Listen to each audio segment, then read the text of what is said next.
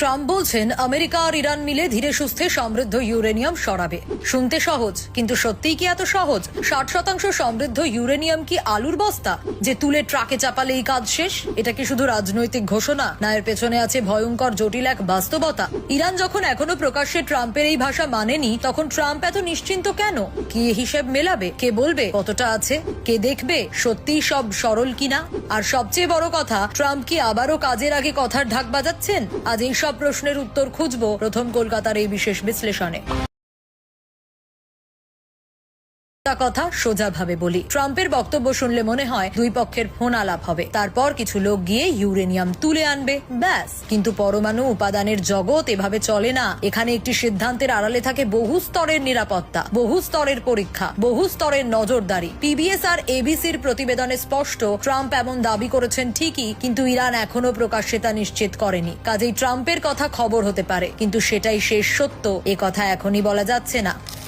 কথায় সহজ, কাজে কঠিন। এখন আসি আসল জায়গায়। আন্তর্জাতিক পরমাণু শক্তি সংস্থার নিয়ম বলছে, তেজস্ক্রিয় পদার্থ পরিবহন মানে শুধু এক জায়গা থেকে আরেক জায়গায় পাঠানো নয়। এতে লাগে বিশেষ মানের পাত্র, নিরাপত্তা বিধি, রুট ঠিক করা, অনুমতি, পরীক্ষা নথি আর অবিরাম নজরদারি। অর্থাৎ ইউরেনিয়াম সরানো মানে রাজনৈতিক হুঙ্কার নয়, ঠান্ডা মাথার কারিগরি কাজ। এখানেই ট্রাম্পের কথার সঙ্গে বাস্তবের দূরত্ব চোখে পড়ে। তিনি কাজটাকে যতটা সহজ শোনাচ্ছেন, বাস্তব ততটাই করা, ধীর আর ঝুঁকিপূর্ণ।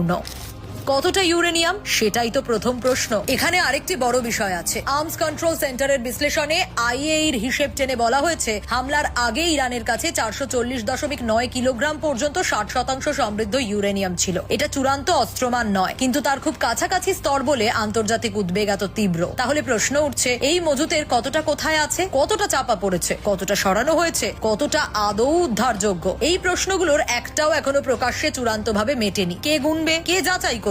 এই গল্পের সবচেয়ে কঠিন অংশ এখানে। ধরা যাক একটা সমঝোতা হলো, তারপর শুধু আমেরিকা বললেই কি বিশ্ব মেনে নেবে? শুধু ইরান বললেই কি সন্দেহ মুছে যাবে? না, এখানে লাগে তৃতীয় পক্ষের নজরদারি, আন্তর্জাতিক যাচাই, শিলমোহর, ওজন, বিশুদ্ধতার মাত্রা, নথি। পরমাণু উপাদানের হিসেব মুখে মুখে চলে না। এই কারণেই ট্রাম্পের ধীরে সুস্থে তুলে নেব এ ধরনের বক্তব্য যতটা সহজ শোনায়, বাস্তবে তার প্রতিটি ধাপে জট খুলতে হয়। ঘটনার সূত্রপাত এখানে। গত সপ্তাহেও ট্রাম্প বলেছিলেন, আমেরিকা ইরানের সঙ্গে কাজ করে ওই সমৃদ্ধ ইউরেনিয়াম খুঁড়ে বের করবে। এবিসি, এপি ভিত্তিক পিবিএস, এমনকি ওয়াশিংটন পোস্ট সবাই লিখেছে। দাবি এসেছে ট্রাম্পের মুখ থেকে, কিন্তু ইরান প্রকাশ্যে সেই কথার সিল দেয়নি। আজও চিত্র খুব বেশি বদলায়নি। ট্রাম্প আবার বলছেন ধীরে সুস্থে উদ্ধার হবে, কিন্তু তেহরানের নীরবতাই বলে দিচ্ছে ঘোষণা হয়েছে, অথচ মাটি এখনো শক্ত। তেহরানের চুপ থাকা কেন বড় ইশারা? ইরান যদি সত্যি পুরো প্রস্তাবের